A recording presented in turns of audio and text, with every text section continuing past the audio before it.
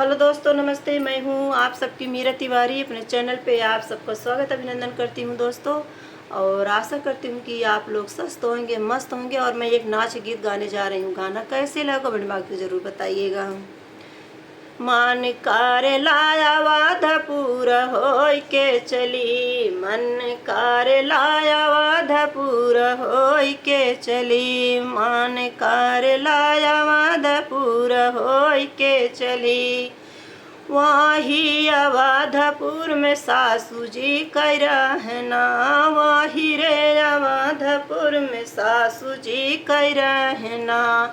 मान कार लागू घुटवा में काढ़ के चली, मान कार लागू घुटवा में काढ़ के चली, मान कार लाया वाधपुर होय के चली, मान कार लाया वाधपुर होय के चली। अरे वाही रे अवधपुर में जेठनी कराहना, वाही रे अवधपुर में जेठनी कराहना।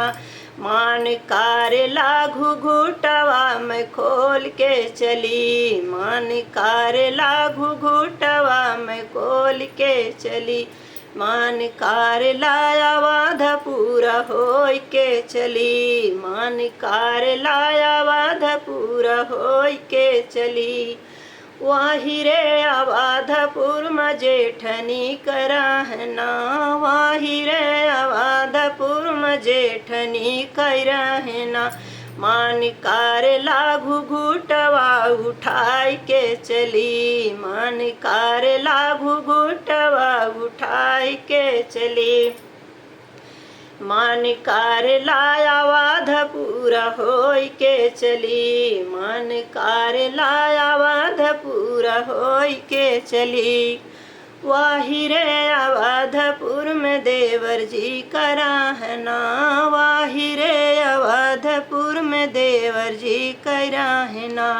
मान कार नया नवा लड़ाई के चली, मान कार नया नवा लड़ाई के चली, मान कार नया नवा लड़ाई के चली, मान कार लाया वाधपुर होय के चली, मान कार लाया वाधपुर होय के चली, मान कार लाया वाधपुर होय के चली।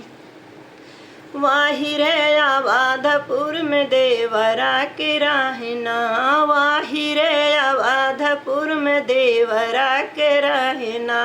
मान कार ला नया नवा लड़ाई के चली, मान कार ला नया नवा लड़ाई के चली, मान कार लाया वाधपुर होय के चली, मान कार लाया वाधपुर होय के चली।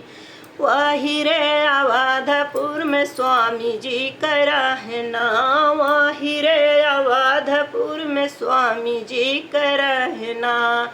मान कार ला की दर्शन काई के चली, मान कार ला की दर्शन में काई के चली, मान कार लाया वाधपुर होय के चली, मान कार लाया वाधपुर होय के चली।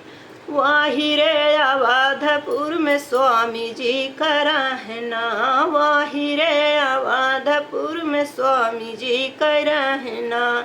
मान कार ला की दर्शन में काई के चली, मान कार ला की दर्शन में काई के चली, मान कार लाया वाधपुर होय के चली, मान कार लाया वाधपुर होय के चली।